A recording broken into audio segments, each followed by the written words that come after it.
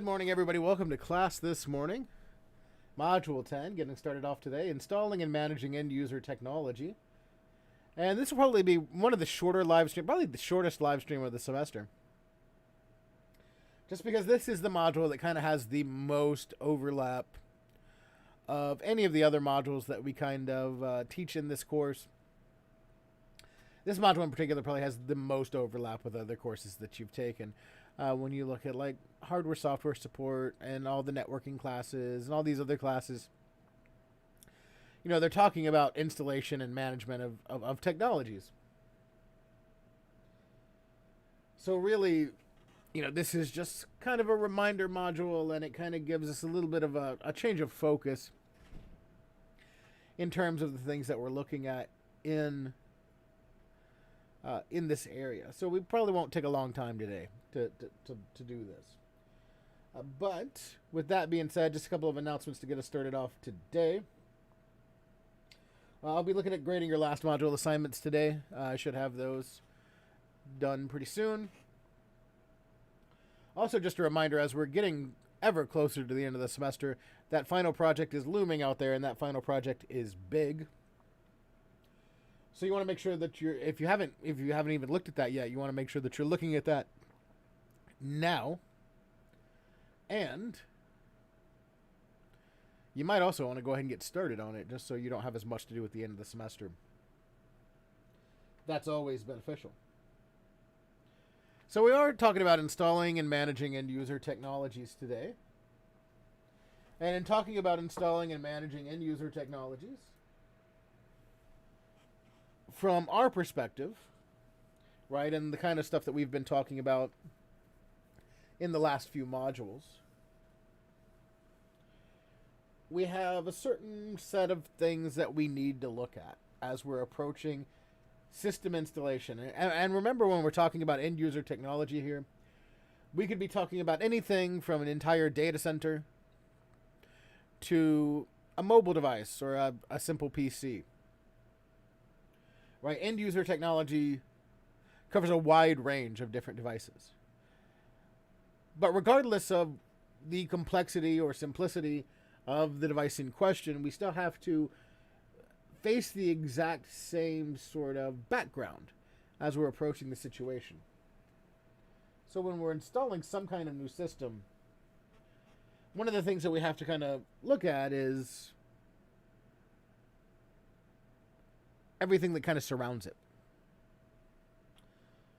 And I think that's something that's not often discussed, are these other things that surround system installation. Like, we think, oh, well, this person needs this device, we'll get it for them, and we'll put it in. But there is all this other stuff that is really requisite for us to be able to do as we're approaching these things, right? Like, I think one thing that's hardly ever thought about is pre-installation site preparation. Where's it going? Where's it, you know, like the simple idea of where's it going?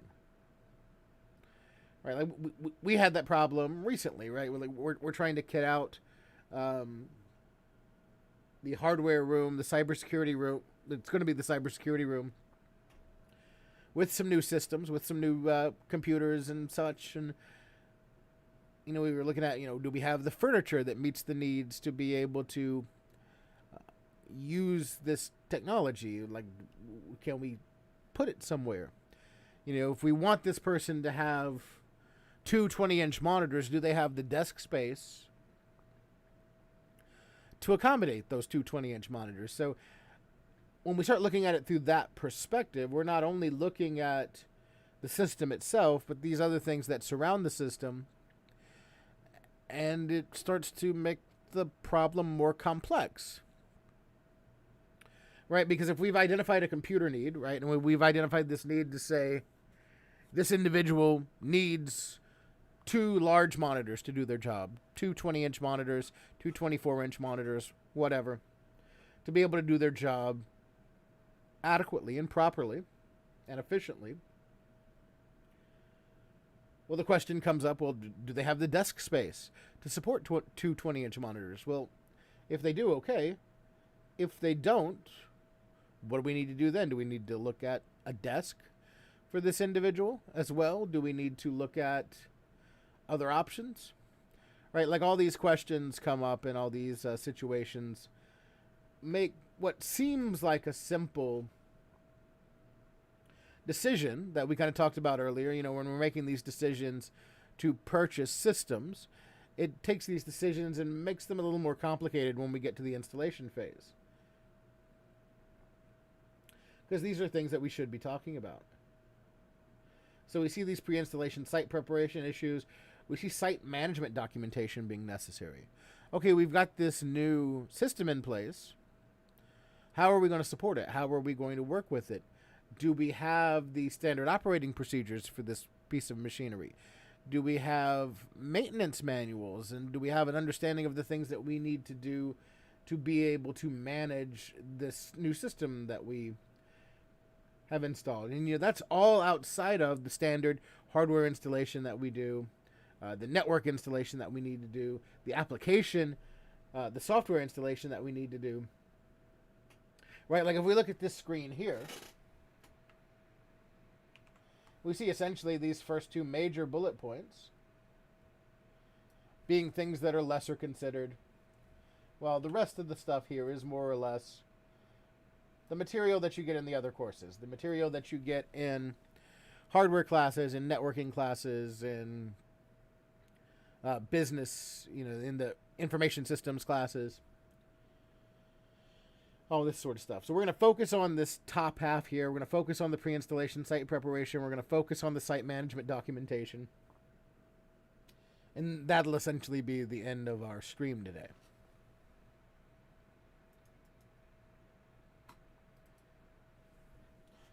So pre-installation site preparation is critical. Right? And we end up with this checklist of issues.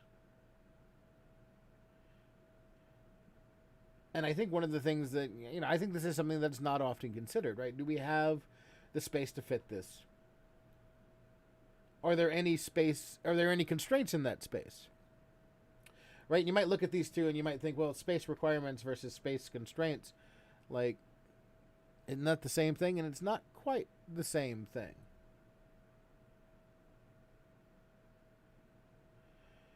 Because when we look at something, like if we look at a server, let's say, you know, a server rack, let's say, you know, server rack roughly 7 feet tall, right? Has a nice, like maybe 3 foot by 3 foot footprint on it. When we look at that in context, and we can say, well, we have this room. It's a big enough room. We can put this server rack in this room. There's plenty of floor space for it. Right, like we have 37, you know, we have 36 square feet of flooring in this room, which is a 6 by 6, which means there's plenty of space for the footprint of this singular server rack. And so where are we going to put it? Well, this room satisfies the space requirements, but let's say on one wall there's a pipe that runs, you know, roughly 6-7 feet off the ground across this one wall. Right, so we have to think about, well, if maintenance is needed to be done to that pipe, they're going to need to have access to that pipe. So we can't necessarily put the server rack in front of it. We also can't put the server rack flush up against that wall because that pipe is restricting that. So that gives us a constraint in where we put our server rack in this room because it can't be on that particular wall. We also have to think about it in terms of like, well, we have this door that needs to open up. Right? And we see most internal doors swing inward.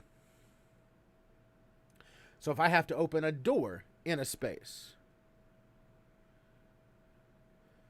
then that range of motion, that area that takes up the range of motion of that door, can't have anything in it.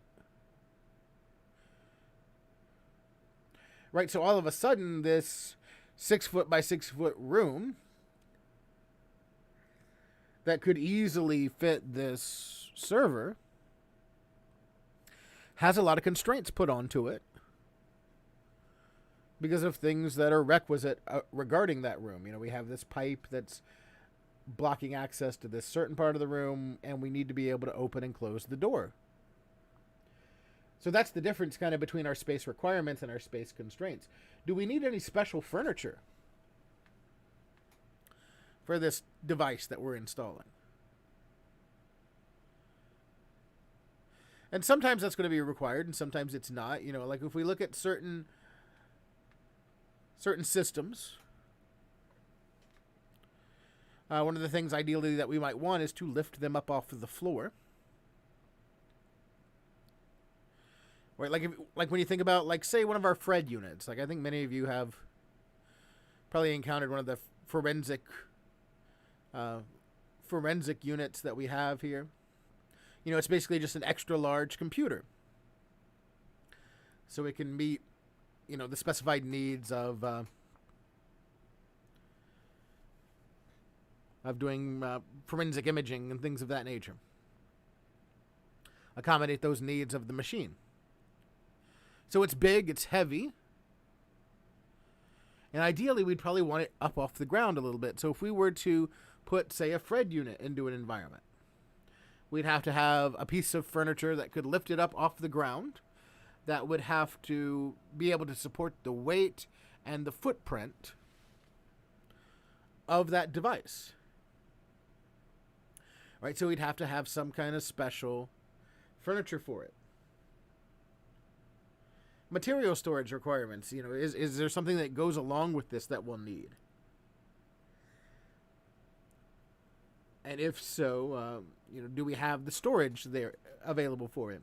You know, we can kind of think about that. Like, maybe an easy way to think about that would be like, oh, we got a room full of 3D printers. We're doing some prototyping here. We have these 3D printers. So we've considered space for all these 3D printers and we've set them up. But we also need space for all of the spools of PLA plastic that are going to be required to run all of these 3D printers, or whatever kind of medium that you're running through your 3D printers. You're going to need storage for those materials. Ergonomic issues. We talked about ergonomics before. You know, these are constraints that prevent us from doing things in a certain way. You know, we want to make sure that technology is set up in a way that it's not going to harm its user through repetitive motion injuries, you know, stress injuries, things of that nature. ADA and OSHA accommodations or issues. For example, if we need to have, like, racks in a place, you know, if we're building, say, a data center, doing some hot aisle, cold aisle containment, or just setting up aisles in general.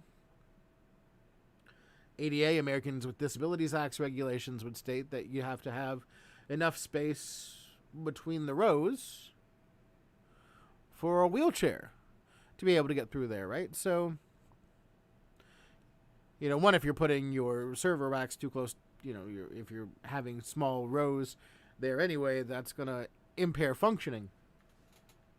But there are also other, like, special reasons why we would want to have a wider aisle for that. Or, you know, and with OSHA, like, we just want to make sure things aren't kind of janky, for lack of a better word, right? Like, if we take and we mount something and it's just kind of held up with plywood and some short screws, like, what's the chances that this will fall off and hit me in the head, right? Like, there's issues with that. Do you have access to power? Right, like, think back to that 6x6 room that we were talking about earlier that we were putting our server in. What if the power access in that room is on the wall with that pipe where we can't put the server? That's going to cause us some problems. That's going to limit us. That's going to restrict us. Same thing with power conditioning. If we need three-phase power for certain devices, we're going to have that three-phase power available to us, or 110 volts versus 220 volt. Is it high voltage or low voltage? Do we have three-phase available to us to keep that power conditioning good? Does it have access to the network? I mean, that's one thing that we have to think about a lot. When we were setting up the new programming lab, we were trying to come up with a configuration of all the tables and such, and one of the ways that we had to think about it was, well, where are all the drops in the room? Where are all the network drops? Like, it's real cool to try to come up with a creative, fun little layout, but your network drops and access to said network drops are a constraint. So we have to make sure that we have access to these drops and are working within our constraints here. Because otherwise, you can have 50-foot cables laid out across a room, but that's going to get back into OSHA accommodation issues there. That's a tripping hazard. Somebody will trip over one of those Ethernet cables and fall and bust their head open. And that's less than ideal, I would say. Air conditioning, especially for something like a data center, a server room, right? Like if you go up into our student data centers, we have CRAC units. CRAC, that's an acronym, stands for Computer Room Air Conditioner. Most of you probably already know that. And so we have to have these specialized air conditioning units in there to regulate the environment these servers are in so that they can continue to function. Like excess heat and excess humidity are just villains when it comes to technological hardware installations. All right, like that will ruin your equipment almost as fast as anything else. Lighting problems. Can you see? Like if I'm having to cable a rack and stack and do some cabling in an environment, and they put me in some kind of little server closet that maybe has one light bulb in the corner of the room, and I can't see to properly do my cabling and run things where they need to go, I'm going to make mistakes, and it's not going to be good. You want people to be able to see, to be able to do their jobs. Right? Remember that a lot of this stuff, and it's one of these through lines that we've been doing throughout the entire semester. We have several of these through lines that we've been having the entire semester. A lot of what we do enables people to do their job, right? Our job enables people to do their job, to do the things that they want to do or the things that they need to do. And so when we think about ensuring that a lot of these things are present in this pre-installation site preparation checklist of issues, these are all the ancillary things that are required in order for people to make sure that they can do their job on the new systems that we're installing. And they're things that are not commonly thought about, right? Like our last thing here is our fire suppression system, and make sure that it's operational. Like up in the student data center up there, you've probably seen the VESDA system.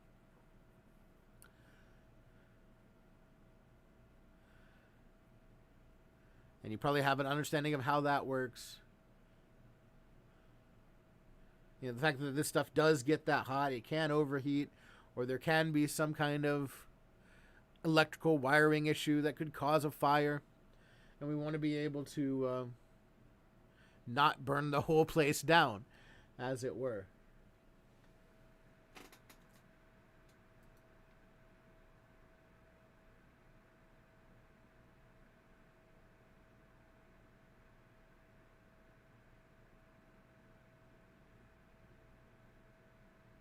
So we could get into depth in all of those, and I think we talked a decent amount about them here, so I won't go into much more depth. I said we're going to keep this short. We probably are. We're going to probably keep this around 30 minutes today. I do want to talk about site management documentation before we depart, though.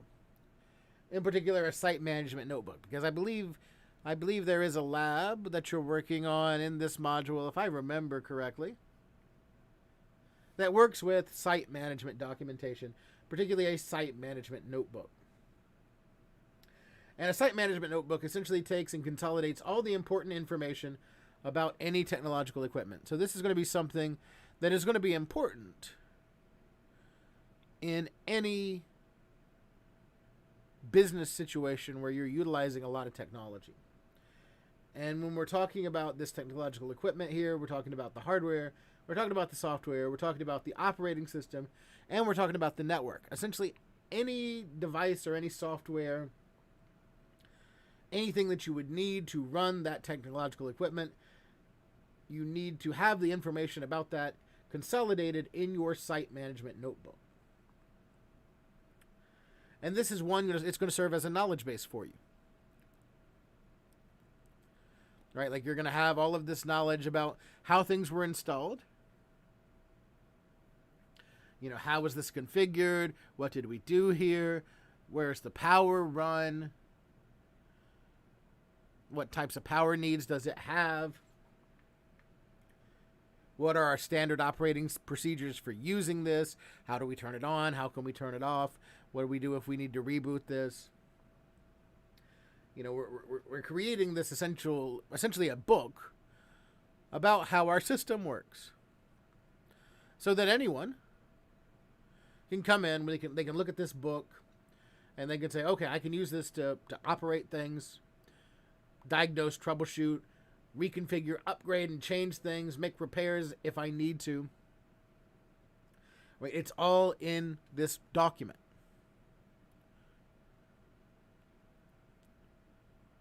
Right? Because even though you might get into a career in some sort of, help desk or technology support where, you're doing this and you're enjoying it and you're having a great time, you might leave for another better opportunity. Something unfortunate could happen to you, and it would remove you from the job. But if you have one of these site management notebooks in place with all the proper information in it, anybody could step into your role, read this site management notebook, and within a short amount of time be able to take control of the system and manage it properly. And this is absolutely critical in multiple computer situations where you have a whole lot of support staff that are likely to work on a variety of components and configurations. All right, that's another thing to think about as well, not just what you do versus what the person who comes after you does, but what a team does. Right? Because we've talked a lot about working in a team and being a part of a team. We've said that your personal experience, this is something I say a lot in a lot of my courses, your personal experience is a combination of everything you know and everything that you do. And that's the same for everybody else. So if your coworkers have a different experience, different things that they know that you can learn from, then that makes your experience more valid and helps you build on your experience. And so essentially that's what we're doing here, is we're putting this single documentation site management notebook together so that everyone working in a particular environment has a similar baseline for experience in that environment. Everybody can work from the same documentation. So you can assign anyone from the team to complete a particular task, and with the documentation, they could easily figure it out, work on it, go somewhere with it. In a site management notebook, we see typically the following things. We see the hardware configuration. How did we configure these switches? How did we configure these routers? How did we configure this server? Those sorts of things. How did we configure this hardware to work in this environment? What type of operating system do we have in here, and how did we configure it? Network connectivity configuration, any software licenses that we have, right? What's running on this computer that we have paid for, or maybe it's a SaaS that we need to continue to pay for. What's on here and what's working and what are we using? What version is it at right now in case we need to update software? How is that application software configured? Special operating procedures versus and really standard operating procedures as well. What do we need to be able to do to say turn this on, turn this off, reboot this, install a new component, update the operating system? What are our standard operating procedures for the things that we might have to do regularly on this machine? Any warranty and previous repair information.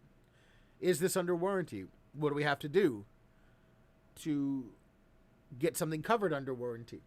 Has this been repaired before? What's been fixed? What's been changed?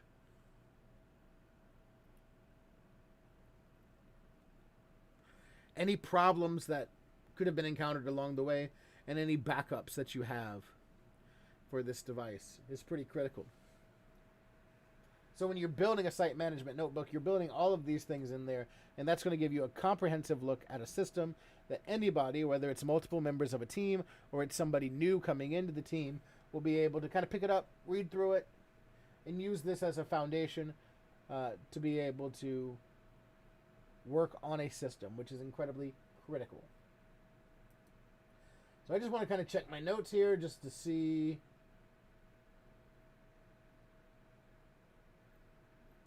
what, if anything else, I'd like to discuss today. I think that's it. It also puts us at that 30-minute mark anyway that we were kind of talking about. So I think I'm going to end it here for today. I told you this one would be short. So we'll go ahead and end this here. I'll hang out in the chat for just a couple minutes with the music back on, just in case anybody who's here with me live has any questions. Again, we keep it short today because most of this module is covered in other classes. The only thing that's really different are the things that we've just kind of looked at here. Your pre-installation site preparation ideas and this sort of site management notebook that isn't really talked about in other areas. So that's all that I have for you for today. Thank you for watching. We'll see you next time.